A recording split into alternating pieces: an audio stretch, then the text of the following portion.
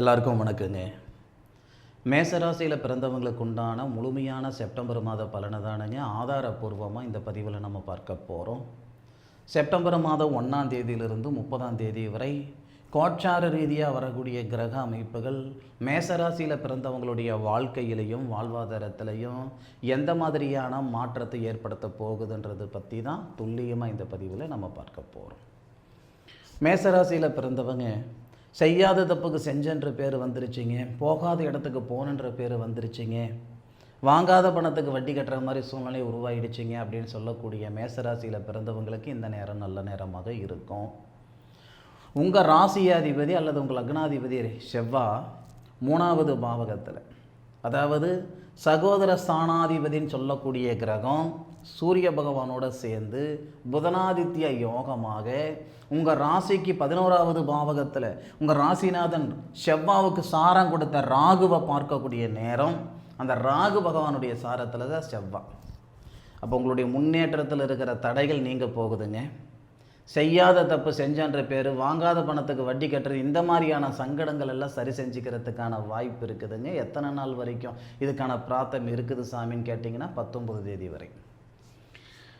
September மாதம் 1ஆம் தேதியிலிருந்து செப்டம்பர் மாதம் 19 தேதி வரை உங்கள் ராசியாதிபதி ராசிக்கு 8வது பாவகத்துக்கு அதிபதின்னு சொல்லக்கூடிய செவ்வாய் 3வது பாவகத்தில் இருக்கிறதே உங்களுக்கு யோகம்தான். அதன் பிறகு 2வது பாவகத்துக்கு அதிபதின்னு சொல்லக்கூடிய தனஸ்தானாதிபதி படிப்பு ஸ்தானாதிபதின்னு சொல்லக்கூடிய கிரகம் 6வது பாவகத்தில் இருக்குது. சரியாக உங்களுக்கு 3ஆம் தேதியிலிருந்து, இந்த செப்டம்பர் மாதம் 3ஆம் தேதியிலிருந்து தனஸ்தானாதிபதி படிப்பு ஸ்தானாதிபதி குடும்பஸ்தானாதிபதின்னு சொல்லக்கூடிய கிரகம் உங்கள் ராசியை பார்க்கிறார். படித்த படிப்புக்குண்டான உத்தியோகம் இல்லாமல் இருக்கிறனுங்க, உழைப்புக்கு தகுந்த உயர்வு இல்லாமல் இருக்கிறனுங்க, குடும்பத்தில் ஒரு நிம்மதி சந்தோஷம் இல்லாமல் இருக்கிறனுங்கன்னு சொல்லக்கூடிய மேசராசி மேச லக்னத்தில் பிறந்தவங்களுக்கு இந்த நேரம் நல்லா இருக்கும். சார் எப்படி சார் அப்படின்னா, தனஸ்தானாதிபதி திருமணஸ்தானாதிபதின்னு சொல்லக்கூடிய ஒரு கிரகம் செவ்வாவுடைய சாரத்தில் சித்திரை நட்சத்திரம்னு சொல்லக்கூடிய சுதர்ஷனர் அவதரித்த நட்சத்திரம் செவ்வாவுடைய நட்சத்திரம் உங்கள் ராசியாதிபதி நட்சத்திரத்தில் உங்கள் ராசிக்கு 7வது பாவகத்தில் ஆட்சி நிலையில் இருந்து உங்கள் ராசியை பார்க்க போகிறார். இந்த நிகழ்வு படிப்பு ஸ்தானத்தில் இருக்கிற சங்கடங்கள் சரிப்படுத்தும், படித்த படிப்புக்கு உண்டான வேலையை உருவாக்கி கொடுக்கும், இல்லை வேலை வாய்ப்பில் மாற்றங்கள் ஏற்படுத்தும், பொருளாதார ரீதியாக இருக்கிற சங்கடங்களை சரி செஞ்சுக்கிறதுக்கான வாய்ப்பு இந்த பிரபஞ்சம் உருவாக்கி தரக்கூடிய நேரம் தானுங்க. இது எந்த தேதியிலிருந்து? 3ஆம் தேதியிலிருந்து கிட்டத்தட்ட நமக்கு 27 நாட்கள். செப்டம்பர் மாதத்தில் 27 நாள் 3ஆம் தேதியிலிருந்து 30ஆம் தேதி வரை பார்த்திங்கன்னா இந்த மேசராசி மேச லக்னத்தில் பிறந்தவங்களுக்கு தீராத மன அழுத்தம் எல்லாம் சரியாகிறதுக்கான வாய்ப்பு இருக்குது. கணவன் மனைவிக்குள்ளே இருக்கிற சங்கடங்கள் கூட இந்த நேரத்தில் சரியாயிடும். காரணம், திருமணக்காரகன் திருமண ஸ்தானாதிபதி திருமண ஸ்தானத்தில் இருந்து உங்கள் ராசியை பார்ப்பது சிறப்பு.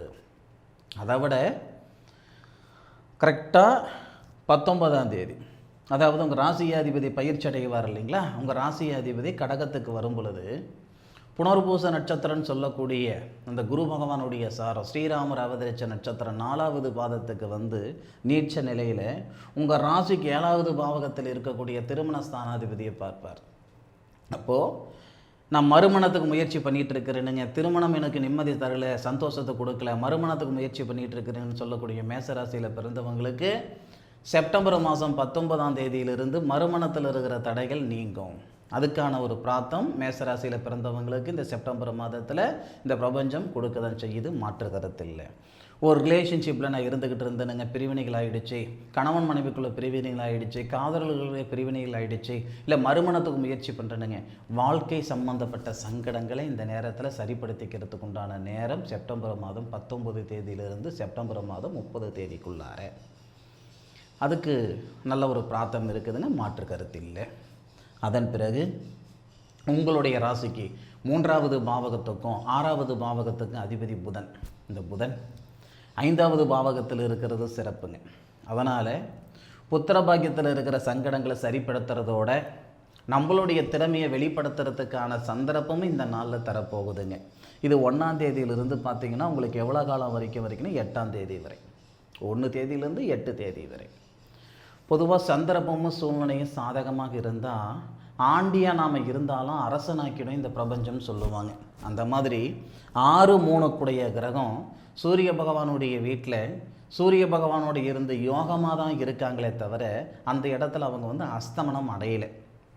ஏன்னா சூரியன் பூரம் நட்சத்திரம் முதல் பாதத்தில் இருக்க, புதன் பூரம் நட்சத்திரம் 2வது பாதத்தில் இருக்கார். அப்போ அது யோகம்தான். நமக்கு லாபஸ்தானத்தை வேற பார்க்கிறார். அப்போ நம்ம திறமையை வெளிப்படுத்துறதுக்கான சந்தர்ப்பம் 8 தேதிக்குள்ளார இருக்குதுங்க.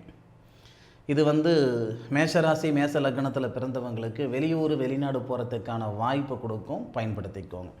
ஒரு சிலர் வெளிநாடு போகணுன்ற ஆசையில் இருக்கிறனுங்க, வெளிநாடு போக முடியலையன்ற ஆதங்கத்தில் இருக்கிறனுங்கன்னா இந்த நேரத்தை நீங்கள் பயன்படுத்திக்கலாம். இது மேஷராசி மேஷ லக்னத்தில் பிறந்தவங்களுக்கு செப்டம்பர் 1 செப்டம்பர் 8க்குள்ளார, அதாவது புதன் மாறுறதுக்குள்ளார இதுக்கான வாய்ப்பு இருக்குது. புதன் மாறினதுக்கு அப்புறம், அதாவது 8 தேதிக்கு மேற்கொண்டு, ஏன்னா 6 கூடிய கிரகம் 6வது பாவகத்துக்கு வந்துடுறார் அல்லவா, அப்போது நமக்கு சனி பகவானுடைய பார்வை வாங்குறாரு. சனி பகவான் புதனுடைய நட்சத்திரத்தில் இருக்கிறார். அப்படி இருக்கிற பட்சத்தில் தீராத பகை தீரப்போகுது. அதாவது இது வந்து கணவன் மனைவிக்குள்ளே இருக்கலாம், தாய் தந்தைக்குள்ளே இருக்கலாம், சொந்தம் பந்தம், அண்ணன் தம்பி, அக்கா தங்க, மாமா மச்சான், யார் வேண்டாலும், அதாவது தீராத பகை இருக்குது நம்ம மேல் அப்படின்னா அந்த பகைகள் நீங்கக்கூடிய ஒரு வாய்ப்பு இருக்கும்.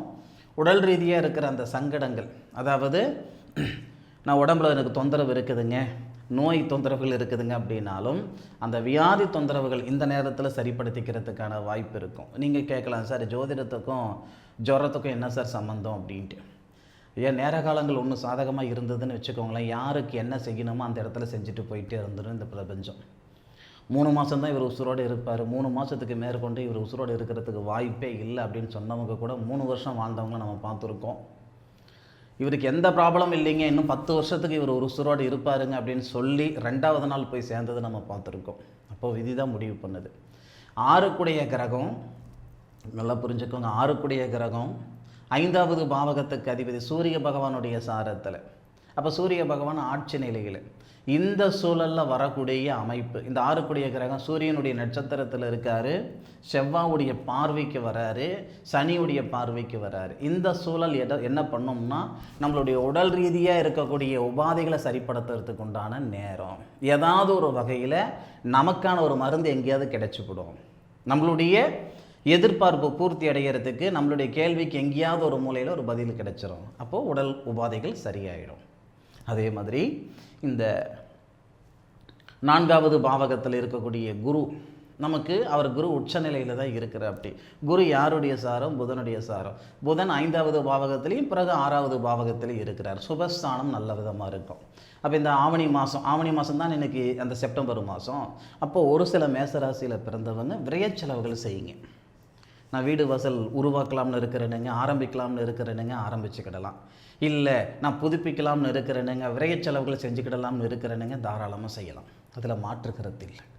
ஏன்னா உங்கள் ராசியாதிபதி செவ்வாவோட, அதாவது செவ்வாய் 4வது பாவகத்தில் வரக்கூடிய நேரத்தில் கண்டிப்பாக உங்களுக்கு விரைய செலவுகள் கொஞ்சம் செய்ய தான் செய்யும். இந்த நிமிஷம் வரைக்கும் ஒரு மனம் வாங்கணுன்ற எண்ணங்கள் உங்களுக்கு இருந்திருக்காதுங்க. கரெக்டாக என் கணக்கு பிரகாரம் 19 தேதிக்கு மேற்கொண்டு, அதாவது 6வது பாவகத்தில் 6வது பாவகத்துக்கு அதிபதி வர நேரம், உங்கள் ராசியாதிபதி 4ல் வந்து சரியாக உங்கள் ராசிக்கு 10வது பாவகம் தொழில் ஸ்தானத்தில், அதாவது குரு மங்கள யோகம்னு சொல்லுவாங்க. இந்த குருவும் செவ்வாவும் ஒரே பாவகத்தில், குரு உச்சம் பெற்று செவ்வாய் நீச்சம் பெற்று கரெக்டாக உங்கள் ராசிக்கு 10வது பாவகம்னு சொல்லக்கூடிய தொழில் ஸ்தானத்தை பார்ப்பதால் தொழில் நிமித்தமாக ஒரு சில நல்லது நடக்கிறதுக்கு வாய்ப்புகள் உண்டு.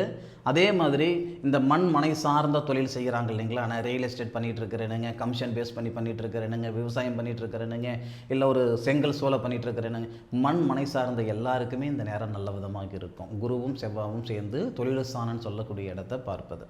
குரு உச்சத்துலேருந்து நீச்சத்தை பார்க்குறாரு, செவ்வாய் நீச்சத்துலேருந்து உச்சத்தை பார்க்குறாரு. இது நல்ல விதமாக இருக்கும். சரிங்களா? இது வந்து உங்களுக்கு எந்த தேதியில் இருந்துன்னா 19 தேதியிலிருந்து உங்களுக்கு யோகத்தை கொடுத்துப்படும். சரிங்களா? ஏன்னா செவ்வாய் வந்து நமக்கு 4வது பாவகத்தில் இருக்கிறது. இப்போது ஒவ்வொரு காலகட்டத்திலையும் இந்த மேசராசி மேச லக்னத்தில் பிறந்தவங்களுக்கு வரக்கூடிய செப்டம்பர் மாத காலகட்டத்தில் ஏற்படக்கூடிய கோட்சார கிரக அமைப்புகள் சாதகமாக இருக்குதுங்க. சரிங்களா? பயன்படுத்திக்கோங்க.